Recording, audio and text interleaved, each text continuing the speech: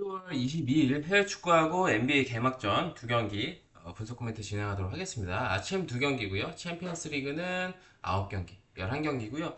챔피언십은 저는 좀 무자비를 갈 게 좀 있어서 이따가 어쨌든 뭐 오늘 주간도 라이브였지만 좋아요. 또 어제 영상도 계속 최근에 좋아요 잘 찍어주셨기 때문에 공유를 해드리고요. 추가적으로 제가 무자비 조합 공유해드리면서 또 추가로 또 여러분 고려해 보실 만한 경기들은 또 언급을 드릴게요. 그래서 지금 현재 주력 6연승 중이고 이번 달도 지난달처럼 세 자리 수익이 지금 목표예요. 그래서 남은 10일 잘 마무리할 수 있도록 하겠고요. 주력 6연승이고요. 조합 참여하실 분들은 유튜브 멤버십 VIP 가입하시면 되고요. 그 다음에 NBA 시즌 패키지도 받고 있으니까 참고하시면 될 것 같습니다. 자, 먼저 아침 두 경기부터 갈게요. 아흘리하고 나사프 어떻게 보면 한쪽으로 좀 기울어져 있는 매치업이라고 보시면 될 것 같아요. 홈팀이 아무래도 유리하죠. 홈팀이 유리한 매치업인데 일단 여기는 어제 했던 아흘리 그 우승팀 아닙니다. 그래서 아흘리 얘네는 지금 부상자가 이제 뭐 딱히 없어요. 그래서 뭐 주축 다 나올 수 있고요. 나사프가 허리 라인에 라크마토프가 지금 불투명해요. 그래서 얘가 나오는지 안 나오는지 중요한 뭐 나사프고요. 그래서 근데 뭐 한 명이니까요. 그래서 일단 나사프 같은 경우에는 지금 전패. 근데 전패. 예, 그래서 아릴라한테도 아쉽게 졌고 그때 제가 나사프 2프렘 봤던 것 같은데 그리고 뭐 아라리에 상대로는 사실 퇴장 때문에 어떻게 보면 무너진 거죠. 먼저 전반 두 골 넣고 시작했음에도 불구하고 마지막에 이제 후반에 동점 당한 이후에 막판에 이제 역전당하고 추가 시간에 퇴장당하면서 쐐기골 먹힌 거거든요. 그래서 경기력이 특히 득점력 부분은 괜찮다. 홈이 아니라는 것들이 조금 걸리긴 합니다만 어쨌든 뭐 알알리 홈팀이 유리한 건 맞아요. 알알리 같은 경우에도 지금 뭐 아침에서 뭐 트락토르하고 비고 지금 맛이 가 있다가 오늘 반등한 아리티하드 상대로 또 원정에서 이겼거든요. 양팀 다 전력에 큰 차이는 없다라고 봅니다만 순수 홈 어드밴테이지는 확실히 아흘리한테 있다라고 봐요. 근데 문제는 당 메리트가 있느냐에 대해서 여쭤보신다면 살짝 물음표긴 해요. 점삼 받을 경기인가에 대한 물음표는 있어요. 나사프가 1차전, 2차전 보여줬던 경기력을 감안해 봤을 때. 그래서 이거는 오버를 좀 더 좋게 보시는 게 어떨까라는 생각이 좀 드네요. 그래서 이거는 다만 아흘리 승, 그 다음에 다득점, 그리고 저는 나사프 2프렌도 이 경기는 보도록 하겠습니다. 알알리 승, 그 다음에 오바, 나사프 2프렌. 오버가 조금 더 이 경기는 난 것 같네요. 자, 그 다음에 이어서 두 번째 아릴라라고 알사드입니다. 알사드는 제가 말씀드렸죠. 아침에서 가장 언더를 잘 내는 팀이다. 수비가 가장 괜찮고 또 언더를 많이 낸다는 거는 축구 스타일이 그렇다는 거예요. 그래서 공격력에 비해서는 수비에 좀 더 치중하는 것도 있고 아릴라라고는 체급 차이가 많이 나요. 그래서 아릴라는 알야미, 주안 칼레셀루가 불투명하고 또 앞쪽에는 자국 선수 알 다우사리가 불투명한데 뭐 말콤, 뭐 누네즈, 레오나르드 그 다음에 뭐 밀코비치, 사비치, 후벤 네베스, 테오 아르난데스, 쿨리발리, 야신부누부터 해가지고 뭐 유럽 팀이에요. 그냥 그래서 체급 차이는 나는데 알사드가 내려앉으면 그걸 뚫어내느냐는 겁니다. 지난 시즌에 아침에서 알사드 원정 가서 1대1로 비겼거든요. 물론 내일은 홈 경기지만 근데 알사드는 지금 중요한 게 코키, 요세프 아탈, 로맨 사이스 이 세 명이 수비적인 빠져요. 그래서 이런 부분들이 좀 걸립니다. 그래서 아릴라 승에 3.5 언더 보고요. 핸디는 저는 보통 이런 경기는 이제 알사드 2프렌을 보거든요. 알사드의 어떤 스타일을 봤을 때. 근데 이제 아릴라리 홈인 것도 있고 뭐 결정 걸려 있는 친구들이 뭐 크게 뭐 저는 경기에 영향을 준다고 보진 않기 때문에 1마인 정도는 해줄 수 있다고 봅니다. 그래서 알힐라 승, 1마인 승, 3.5 언더 2대0 정도. 알사드의 골은 조금 어, 기대하기가 조금 힘들다고 저는 봐요. 알사드의 어떤 지금 수비적 결정들 그리고 기본적인 알사드의 공격력 고려했을 땐 자르자랑 뭐 알쇼르타 상대하는 거와는 다르다고 봅니다. 이거는 아릴라승 다음 마인승 3.5 언더 쪽으로 보시는 게 맞지 않나라고 생각이 들고요. 이어서 유럽 챔피언스 리그 9경기 하도록 하겠습니다. 당연히 아침보다는 유럽 챔피언스 리그 우선으로 보시는 게 맞고요. 바르셀로나하고 올림피아코스입니다. 향후에 특히 강팀 위주로 다음 일정도 여러분이 감안을 하셔야 돼요. 왜냐면은 물론 그렇다고 다음 일정에 포커스를 맞추고 지금 당장 앞두고 있는 주중 챔피언스 리그를 버린다는 게 아니고요. 어쨌든 병행을 하는 팀들은 로테이션을 안 돌릴 수가 없어요. 그래서 일단 바르셀로나 같은 경우 주말에 레알 마드리드 원정, 엘 클라시코라는 중요한 더비를 앞두고 있기 때문에 이 경기를 뭐 주전을 확 다 뺀다 이건 아니겠지만 뭐 리드하고 있는 상황에서 후반에 주전들을 안 뺄 이유는 없습니다. 그래서 바르셀로나는 지금 직전에 아라우호가 후반에 투입돼가지고 극장골을 넣어서 승리는 거뒀습니다만 경기력이 똥꼬나 났죠. 야마를 이제 주전으로 냈다가 이제 후반에 뺐는데 일단 뭐 요한 가르시아 여전히 안 나오고 그 다음에 수비적 크리스텐센은 불투명하고 제일 중요한 게 뭐냐면 갑이 여전히 못 나오는 가운데 다니 올모 그 다음에 페란 토레스 레반도프스키 하피냐까지 못 나오기 때문에 야말이 뭐 잘해도 할 수 있는 게 한계가 있어요. 다만 올림피아코스 상대로라면 뭐 올림피아코스가 리그에서 어떤 라리가에서 약팀들이 바르셀로나를 많이 상대해 본 거랑 다르게 올림피아코스는 리그가 다르기 때문에 어쨌든 올림피아코스가 어떤 바르셀로나의 지금 스쿼드에서의 공격 야말을 제어하기에는 어렵다고 생각이 들고요. 올림피아코스 같은 경우에도 베스트가 또 아니에요. 수비 쪽에 구스타보 만차, 그 다음에 호디네이, 뭐 이런 애들 빠지고 또 앞쪽에는 뭐 카벨라 빠집니다. 그래서 빠지는 친구들이 바르셀로나만큼 데미지가 있지는 않아요. 올림피아코스가. 하지만 어쨌든 올림피아코스가 바르셀로나 원정에서는 고전한다고 예상할 수밖에 없습니다. 그래서 이거는 바르셀로나 승에 마엔의 3.5 언더. 왜냐면 이거는 4대0, 5대0 학살을 기대하기 힘들고 바르셀로나 수비가 아무리 안 좋다 하더라도 올림피아코스 상대로는 저는 클린시트 할 확률이 좀 더 높다. 그래서 이거는 만약에 바르셀로나가 라인업도 정상이고 주말에 엘 클라시코가 없었다면 밤아웃이죠. 그래서 근데 지금 상황에서 향후 일정까지 고려한다면 바마 언 쪽으로 보시는 게 맞다. 바르셀로나 승에 마얀의 언더 쪽으로 보도록 하겠습니다. 그 다음에 알마티하고 파포스입니다. 이런 경기는 여러분 메인으로 가시면 안 좋아요.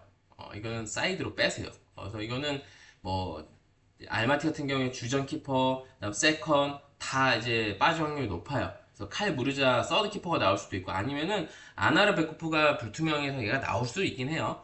그리고 앞쪽에 에드밀슨 용병 불투명한 거, 그다음 주앙 파울로 빠지는 거, 이런 것들도 데미지가 있고 기본 전력차는 그래도 파포스가 좀 낫습니다.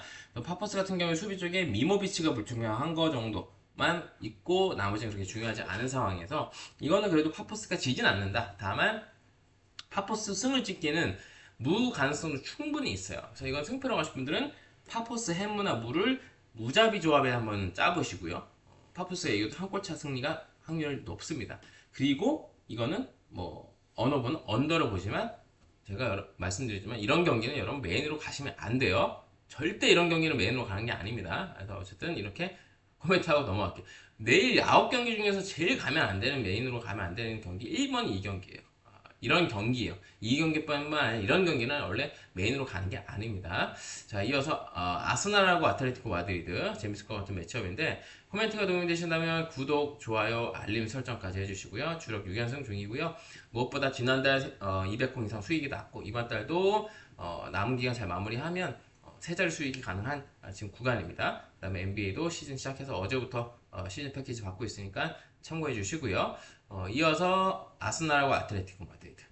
이거는 뭐 사실 빅매치죠. 그래서 아스날은 기존 결정자 그대로 못 나와요. 그래서 뭐 나올 수 있는 선수들이 이제 뻔합니다. 그래서 향후 일정 생각해도 제가 봤을 때는 웬만한 베스트로 나올 것 같아요. 아스날 같은 경우에는 다음 일정 생각해도. 그래서 아스날 같은 경우에 지금 뭐 웨데고르, 마두에케, 하베르트, 제주스 계속 못 나오는 친구들 못 나오고 꼬마는 카르도소 빼고는 다 돌아왔어요. 그래서 이제 아스날은 수비가 확실히 워낙 강합니다. 지금 마치 존 테리 있을 때, 존 테리 죽축으로 첼시가 최저 실점으로 리그를 우승했었던 그 첼시의 향기가 느껴지고 있어요. 아스날 오랜 골수 팬으로서는 사실 경기 보는 게 재미없어요. 근데 그런 걸 또 재밌는 축구를 떠나서 결과를 챙길 때가 됐거든요. 어떤 FA컵이 됐든 챔스가 됐든 리그가 됐든 그러다 보니까 저도 어느 정도 납득을 하고 보는데 확실히 수비는 어떤 원더골 아니면 PK 이런 게 아니면 필드골에서 먹힌다고 기대하기가 힘들 정도예요, 지금. 풀백은 거의 지금 유럽에서 내놓으라 할 정도의 어떤 풀백 조화가 이루어지고 있죠. 칼라피오리, 팀버, 그 다음에 센터백도 마갈량이스, 살리바. 마갈량이스, 살리바 이 두 명이 같이 호흡 맞춘 지 오래된 상태에서 팀버, 칼라피오리까지 조합이 됐기 때문에 뭐 너무 좋고요. 흰카피에나 그 다음에 스켈리나 그 다음에 또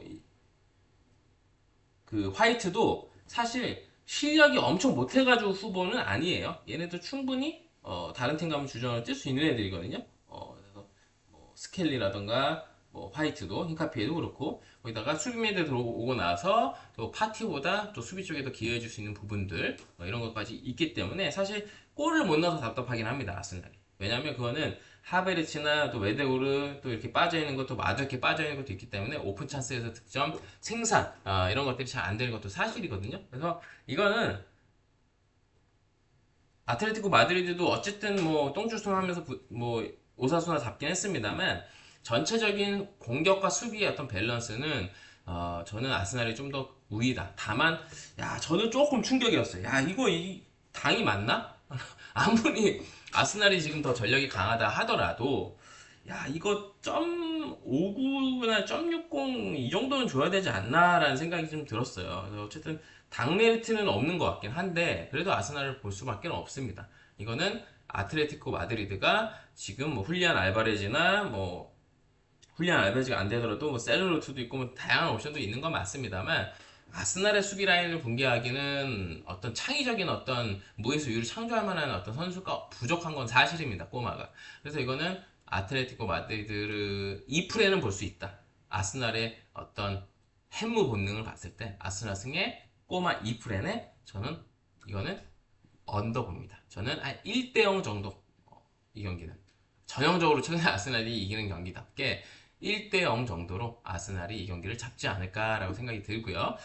그 다음에 레버쿠젠하고 파리 생제르맹입니다. 지금 파리는 직전에 충격적인 3대3 무승부가 났고요. 레버쿠젠 같은 경우에 마인츠 상대로 정말 추격을 뿌리시면서 4대3으로 승리를 거두면서 연승을 달리고 있는데 레버쿠젠이 결정자가 많아요. 콴사가 지금 영입된 콴사가 나올지 말지 불투명하고 그 다음에 바스케스 타페가 못 나오고 그 다음에 또 팔라시오스도 못 나오지만 팔라시오스는 뭐 못 나오지 좀 된 걸로 알고 있고 그다음에 틸만 거기다가 호프먼 텔라 거기다가 쉬크 불투명합니다. 그래서 쉬크랑 콴사가 나온지도 좀 중요한데 그 외에 또 빠지는 자원이 많고 파리는 파비안 루이즈하고 주앙 네베스 외에 허리라인이 두 명 못 나온 게 좀 있긴 해요. 파리도 덴벨레 두회 스쿼드에 합류가 돼서 교체 명단이라도 들어갈 가능성이 높아요. 그리고 마르키뉴스도 돌아오고 그러다 보니까 다만 이제 허리 중원 싸움에서 파비안 루이지랑 주앙 네베스가 못 나오는 건 아쉽지만 레버쿠젠도 베스트 라인업이 아니라면 이거는 그래도 파리가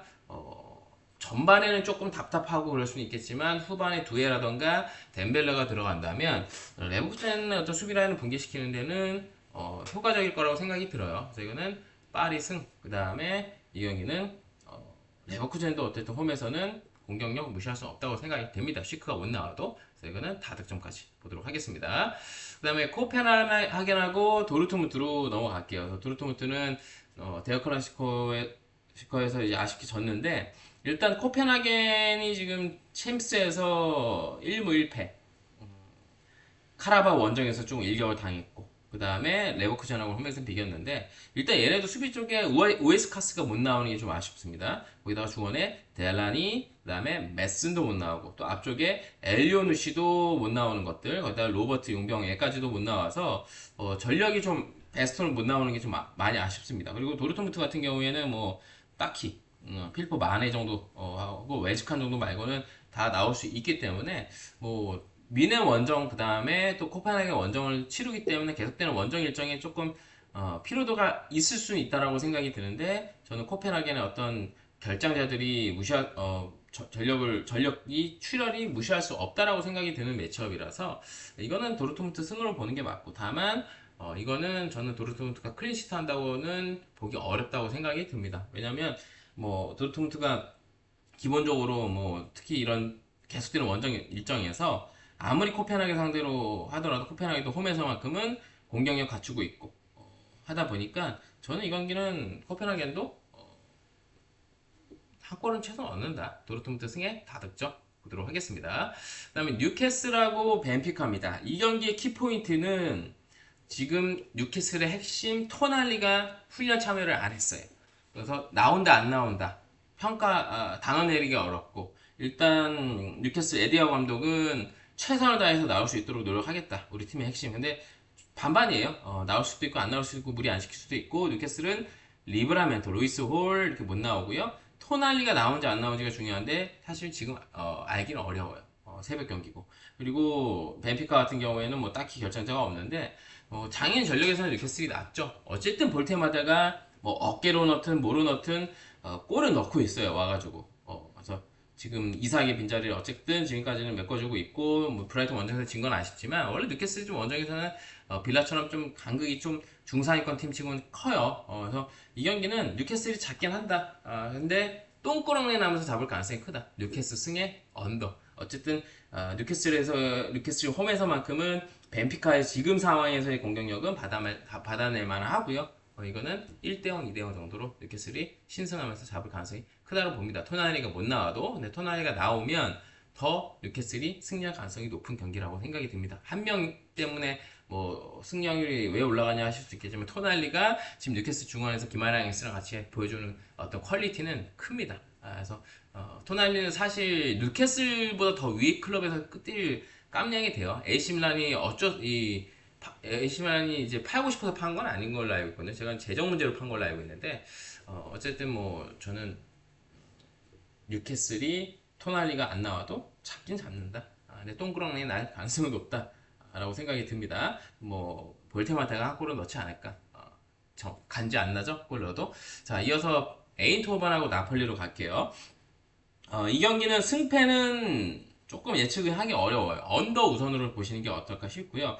에인트호벤은 지금 여전히 시들리아라던가 반보멜, 플레아 못 나오고요. 나폴리도 라흐마니 불투명에 로버트 칸이 빠지고 있고요. 맥토미니도 불투명해요. 그다음 호일론까지도 빠지기 때문에 나폴리가 어떤 다음 향후의 일정들을 생각해 봤을 때 원정이기도 하고 긍정적으로 보기는 어렵습니다. 아무리 호번이 답이 없어도. 왜냐면 다음 일정이 인테르와의 홈 경기예요. 그래서 호번은 지금 리그에서는 연승 달리고 있지만 챔스에서 좀 실망스럽죠. 한데 그래도 이거는 원정 나폴리, 또 다음 나폴리 일정을 생각해 봤을 때는 저는 언더 역배 우선으로 보고 싶고요. 승패는 나폴리가 질 가능성 떨어지는데 뭐 굳이 보면 나폴리 해무 무 쪽으로 한번 고려해 보시고요. 저는 언더 역배 쪽 한번 보겠습니다.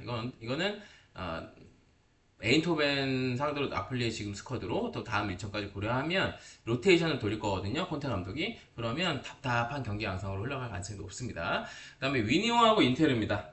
여기 인테르도 이제 나폴리전 앞두고 있으니까 얘네도 로테를 돌리겠죠. 왜냐면 위니옹 원정, 그 다음에 또 나폴리 원정이면 일정상 이동거리 이런 거 다 생각하면 인테르가 더 빡빡하죠. 왜냐면 인테르는 이미 로마 원정을 치렀고, 그다음 위니옹 원정 벨기에 갔다가 또 나폴리 원정이면 3연승 원정이면 제가 말씀드렸다시피 빡빡해요. 그나마 긍정적으로 볼 수 있는 건 인테르가 까다로웠던 로마 원정에서 보니의 선취골을 1대0으로 이겼다는 거죠. 그래서 인테르도 로테 돌릴 가능성이 높고, 일단 위니옹은 뭐 딱히 빠지는 자원이 없어요. 인테르 같은 경우에는 다르미안 말고도 없고, 그래서 다르미안하고 티랑 이렇게 두 명 빠지는데 전력에서 당연히 인테르가 더 앞섭니다. 그래서 저는 이거는 그래도 인테르가 로테이션 돌려도 저는 라폴리보다 결정자가 많은 것도 아니고, 저는 오히려 이제 티랑 못 나오는 게 좀 아쉽지만 그래도 인테르가 이 경기는 저는 나폴리하고 에인토벤 격차보다 좀 더 난다고 보거든요. 인테르하고 위니옹이. 그래서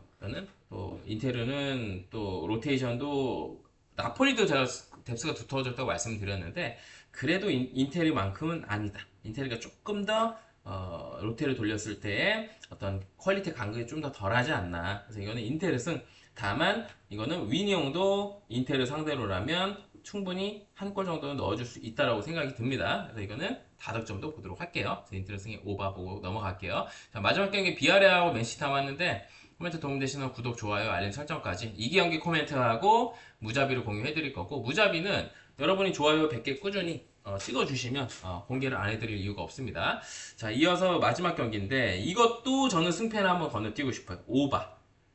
왜냐면 맨시티의 점오는 가고 싶지 않아요. 원정이고 비아레알 홈은 무시할 수 없고, 물론 비아레알 최근 폼은 시즌 초만큼 좋진 않아요. 근데 유벤투스하고 무도 만들었던 것처럼 무시할 수 있는 전력이 아니고, 포이스 말고는 뭐 불투명한 거 말고는 뭐 결장자도 없기 때문에, 뭐 페페도 확실히 뭐 홈에서, 또 아요세 페르스도 돌아온 상태에서 뭐 이거는 비아레를 무시할 수 없고, 맨시티 같은 경우에는 후사노프, 로드리 빼고는 다 이제 나올 수 있어요. 쉐르키도 돌아왔고, 마르미슈도 돌아왔고, 뭐 아인누리도 돌아오고 해서 스쿼드 가용할 수 있는 자원들이 늘어나는 건 맞지만, 비아레알은 무시할 수 없고, 또 저는 맨시티가 어쨌든 홈도 아니고 원정이면 맨시티의 어떤 경기력을 조금 관전하고 싶어요.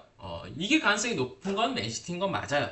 근데 저는 이 경기는 오버 쪽 보고 싶고요. 양 팀 다 공격 쪽이 날카로움에 서로의 어떤 수비를 무너뜨릴 수 있다. 오버. 승패는 저는 맨시티가 지진 않을 것 같은데 0.5배 가고 싶지는 않습니다. 맨시티 원정. 이렇게 보고 넘어가겠습니다. 자, 무자비를 이제 공유해 드릴 거고, 조합 참여는 유튜브 멤버십 VIP 가입하시면 되고, 에스크 단폴은 지난주에 두 번 다 공유해 드려서 잘 들어왔거든요. 그래서 에스크 단폴까지 받고 싶으신 분들은 VVIP 가입하시면 되고, 그 다음에 NBA 개막했기 때문에 어제부터 이제 시즌 패키지 받았는데, 또 어제부터 또 가입도 해주셨거든요. 그래서 오늘도 관심 있는 분들 참고하시면 될 것 같습니다. 무자비 공유해 드릴 거고요. 뭐 무자비는 뭐 제가 공유해드리고 나서 지난주는 이제 공유를 해드리다 말았잖아요. 좋아요 이슈도 있었고. 근데 어쨌든 꾸준히 공유해드렸을 때는 다 들어왔어요. 일주일에 한 번은. 그래서 이번 주도 주중에 경기 계속 있고 주말도 있으니까 최소 한 번, 최대 두 번 적중 목표니까요. 기대해 주시면 좋을 것 같고요. 일단 제가 짠 건 이거고, 추가적으로 보이는 것들도 말씀을 드릴게요. 뉴캐슬 똥꼬랑라이 하지만 이긴다고 말씀드렸다시피 뉴캐슬 햄무, 레스터 무, 알 아흘리도 이겨도 똥줄은 승할 가능성이 없다. 알 아흘리 햄무의 미럴 무 이렇게 보고요. 뭐 섞어서 가셔도 되고요. 나 아니다, 난 4개 한번 도전해 볼란다 하시는 분들 4개 다 섞어서 가보시고, 추가적으로 보는 거는 입스위치 무, 사우스햄턴 무, 더비 무인데 넣을까 말까 고민했었습니다. 3개 중에 하나를 더, 어쨌든 3개 정도 여기서 후보입니다. 더비무, 사우스햄턴무, 그다음에 입스위치무가 제가 고민했었던, 또 무도 보고 있는 경기였다는 거 참고하시면 될 것 같습니다. 그래서 코멘트 도움 되시고, 무자비도 이전에 가서 드셨던 분들, 야 앞으로 또 먹을 것 같다 하시는 분들은 좋아요 또 눌러주시면 감사드리겠습니다. 자, 마지막 NBA 두 경기 개막전이죠. 드디어 이제 똥꾸렁내라는 우리 공농 개농 안 봐도 되고, 드디어 이제 또 퀄리티 높은, 물론 NBA도 보다가 야 이거 완전 개판이다 하면 또 NBA 또 욕하는 분들 나와요. 저도 그렇고. 어쨌든 그래도 공농보다는 낫잖아요. 눈 호강도 되고. 그래서 첫 번째 오클라호마 시티하고 휴스턴입니다. 디펜딩 챔피언 오클. 휴스턴은 어쨌든 좋았던 시즌을 보냈었고, 플레이오프에서 아마 골스한테 떨어졌죠? 그래서 떨어졌는데, 일단 오클 이제 간단하게 프리분을 안 할 수는 없어요, 여러분. 프리분을 간단하게 안 할 수는 없고, 일단 여기다가 위에 라인업도 띄워 드릴게요.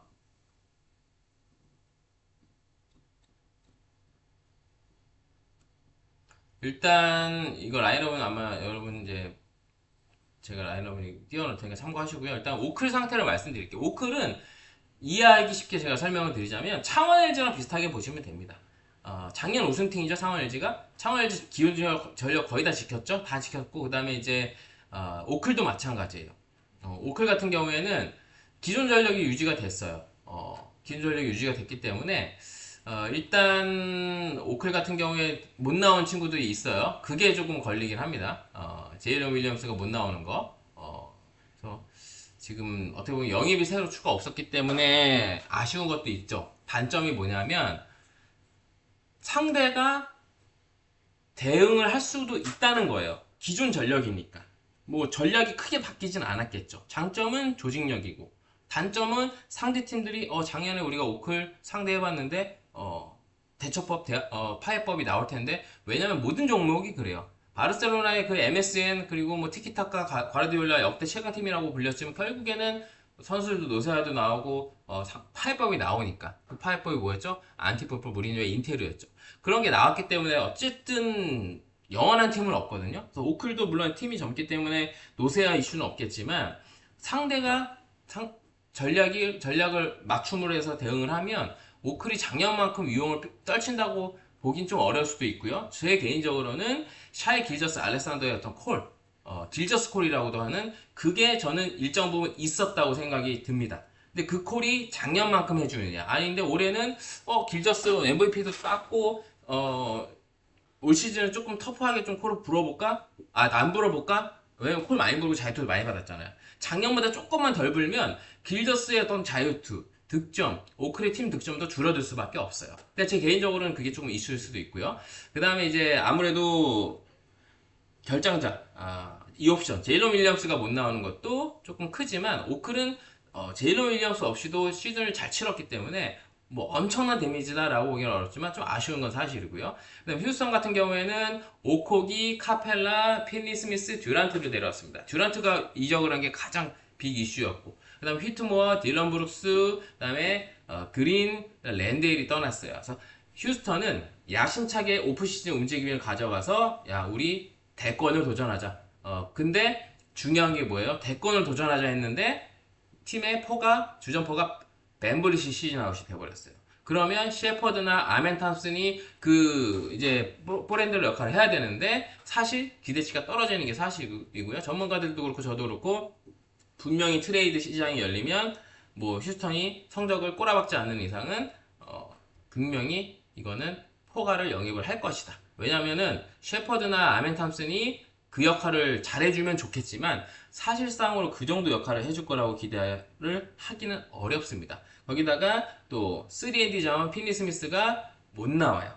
그렇기 때문에 이 경기는 듀란트가 들어와서 득점력이 올라가고 거기다가 센군이랑 또 하텐슈타인의 어떤 맞대결도 재밌을 것 같고 또 이거는 재밌을 것 같긴 한데 결국에는 수비는 저는 오클이 좀 더 탄탄하게 갈 수 있다. 기존 전력이 유지가 됐고 휴스턴은 듀란트가 들어온 상태이기 때문에 작년과 같은 어떤 수비 기조 그리고 휴스턴은 홈보다 어떤 원정에서 수비 밸런스가 잘 유지가 안 됐다고 생각이 저는 들거든요. 그래서 이거는 지난 시즌 각각 홈팀들이 다 승리했던 것들 그래서 라인업의 변화가 덜한 또 오클이 이 옵션 제일런 윌리엄스가 없다 하더라도 이거는 저는 주전 구간 세컨 유닛 벤치 구간에서의 차이도 분명히 있다라고 생각이 들고요. 휴스턴 승에 7.5 마인 승에 이 경기는 양 팀은 수비가 좋은 팀이니까 언더를 볼 수는 있겠지만 저는 이 경기는 어쨌든 피니 스미스가 없는 것들 그리고 벤빌릿이 없어서 없는 것도 분명히 영향이 있고 또 이적했기 때문에 선수단 변화가 큰 건 휴스턴이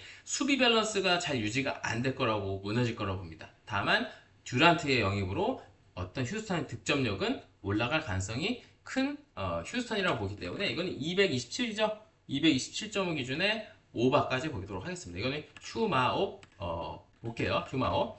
그다음 두 번째 골스하고 레이커스로 가도록 하겠습니다.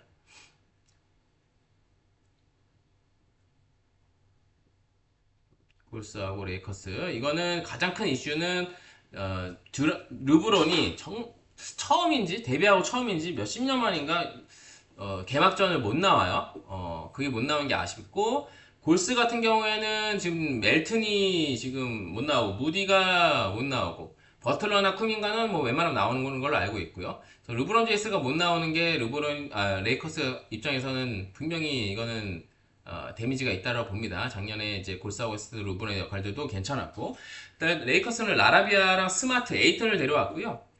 빅맨이 필요했죠. 그래서 에이튼을 데려왔는데 저는 에이튼은 생각보다 못 컸다고 생각이 듭니다. 그리고 한계가 너무 명확하고 딱 자기 1인분 정도 하면 정말 야 그래 그 이상을 기대하기 힘들다고 보고요. 그 다음에 르브론이 당분간 빠지는 레이커스가 돈치치가 위주로 얼마나 팀이 잘 돌아갈지 중요하다고 생각이 좀 들고 그 다음에 3&D 자원 피니 스미스가 떠난 게 좀 아쉬운 거는 사실입니다. 그리고 스마트를 데려오긴 했습니다만 과연 스마트가 좋은 모습을 베테랑으로서 보여줄 수 있을지 그것도 살짝 물음표고요. 돈치치가 원했던 얘기도 있고 골스 같은 경우에는 캐본 론이 보내면서 아로포드 베테랑을 데려왔는데 아로포드가 86년생이에요. 그래서 얼마나 아로포드가 왜냐면 우리 불ок 정도 되면 1년 1년 다르거든요. 근데 과연 올 시즌 아로포드가 관리를 받으면서 얼마나 팀에 기여를 할지 좀 지켜봐야 될 것 같은데 어쨌든 뭐 아로포드가 온 건 전력이 플러스가 된 거고요. 그럼 커리 동생 세스 커리가 또 데려왔고 그 다음에 워터스 3세는 떠났습니다. 그래서 골스는 어쨌든 버틀러 오고 나서 확실히 수비가 좋아졌고 자유투를 정말 못 얻는 팀이었는데 자유투를 잘 얻는 버틀러가 오면서 자유투도 늘어나고 팀 성적도 올라왔어요. 그래서 장기 레이스에서는 어떤 팀의 베테랑들 어떻게 보면 노인정이 되어버렸기 때문에 힘들 수는 있습니다. 왜냐면 커리, 버틀러 한 살씩 먹었죠. 데려온 아로포드도 나이가 많죠. 그래서 이렇기 때문에 그런 부분들은 있지만 시즌 초에는 그런 이슈는 없을 거라고 보고요. 그다음에 이제 레이커스는 얼마나 돈치치 필두로 또 리브스나 하치무라 또 새로 합류된 에이튼이 골밑에서 얼마나 잘 비벼주고 자기 역할을 해주느냐가 중요할 것 같은데 저는 수비는 골스가 더 잘 될 거다. 아로포드까지 들어왔기 때문에 또 관록 있는 플레이도 보여줄 수 있고 레이커스는 오히려 돈치치는 잘할 수는 있겠지만 살 뺀 돈치치. 근데 르브론이 없는 거는 레이커스의 어떤 제일 문제는 3점이 안 들어가는 거거든요. 돈치치 외에 3점을 어떤 기대할 수 있는 거는 리브스도 뭐 잘 넣어줬으면 있으면 좋겠지만 사실 3점으로 먹고 사는 팀은 아니었단 말이에요. 근데 3점이 빵빵 터지는 날이 나오지 않는 한 우리가 골스가 그걸 모를까요? 얘네가 돈치치 제어 그리고 레이커스가 3점이 잘 들어가면 그런 날이 있잖아요. 그러면은 3점 수비를 좀 타이트하게 하면 또 인사이드에서 프런트 코트에서는 에이튼이 뭐 어느 정도 활개 칠 수는 있겠지만 저는 에이튼은 지금 골스한테는 크게 메리트 있는 좋은 활약을 하기는 어려운 자원이라고 생각이 들기 때문에 저는 세컨 유닛 싸움에서도 골스가 크게 밀릴 이유는 없다. 이거는 저는 르브론이 빠져있는 레이커스가 크고 호포드가 합류된 골스, 에이튼이 합류된 레이커스의 차이는 더 골스 쪽으로 더 점수 플러스 점수를 줄 수밖에 없다라고 생각이 들어요. 그래서 저는 이 경기는 골스 승, 그 다음에 이 경기는 저는 저득점 보도록 하겠습니다. 르브론이 빠져서 르브론의 어떤 득점 지분, 돈치치는 자기 역할을 하면서 많은 득점을 넣어줄 수 있다라고 생각이 듭니다. 근데 골스의 수비, 물론 골스 수비도 버틀러나 아르포드 이제 디그린 빠져있을 때 세컨 유닛 나왔을 때 수비가 잘 유지가 안 될 수는 있습니다. 포스트 나오고. 하지만 어쨌든 주전구가 나와있을 때는 레이커스의 어떤 야투가 터지는 날이 아니라면 돈치치 외에 나머지 선수들의 어떤 득점포 생산이 득점 제어를 해줄 수 있다고 봅니다. 변수는 리브스, 돈치치 이 두 명 원투펀치가 빵빵 터지는 날, 야투가 터지는 날, 둘 다 잘하는 날, 둘이 합쳐서 점수 엄청 때려 박으면 뭐 기준점이 높지 않으니까 오버가 뜰 수는 있겠지만 저는 골스가 수비 잘해줄 수 있다고 보고 골승원 보고 넘어가도록 하겠습니다. 네, 준비한 경기도 코멘트를 마쳤고요. 시청해주셔서 감사드리고요. 여러분 하루 잘 마무리하시고요. 저는 내일 뵙도록 하겠습니다. 감사합니다.